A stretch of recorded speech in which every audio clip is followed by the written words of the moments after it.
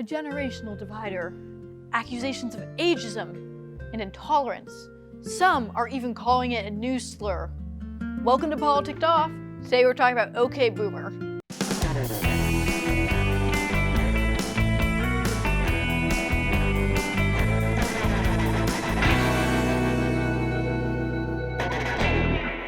Now you may be asking, Sarah, what does this have to do with politics? And that's a very valid question that we will answer by the end of the episode, but first we need some background information. OK Boomer started where all great things start. TikTok. It's best described as a verbal eye roll in response to things that a boomer would say. Note, a boomer does not necessarily have to be a baby boomer, which is this, but can really be anyone. Now, you can't really get the full effect of what OK Boomer entails without some examples. Millennials are killing the marriage industry. They must not be in love anymore. OK Boomer, just go up to the front desk and ask for a job. OK Boomer. Boomer is the N-word of ageism. OK Boomer. Also, just to quote our good friend John Mulaney, if you're comparing the badness of two words and you won't even say one of them, that's the worst word. But what is a boomer thing? A boomerism, if you will. A boomerism is when someone does or says something that's particularly closed-minded or resistant to change. A senior editor at dictionary.com said the following about it.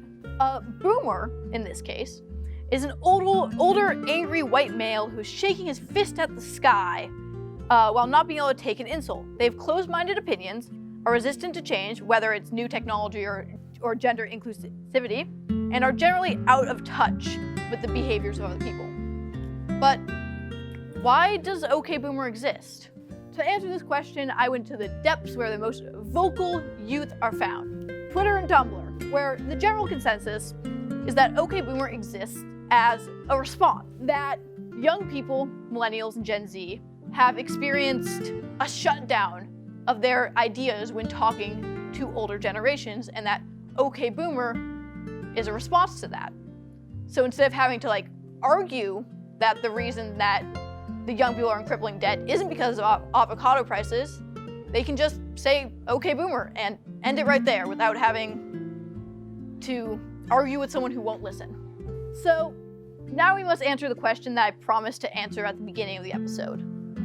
What does OK Boomer have to do with politics? After all, the show is literally about politics. And the answer to that is that OK Boomer is a discussion stopper.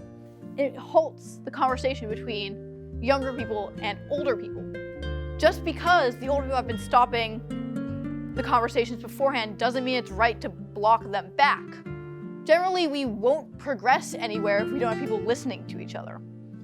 OK Boomer has already been used in politics. You may remember on November 9th, 2019, a New Zealand lawmaker was being heckled by an older member of parliament during a climate change speech, in which she simply responded, "Years old. OK Boomer." What do you think?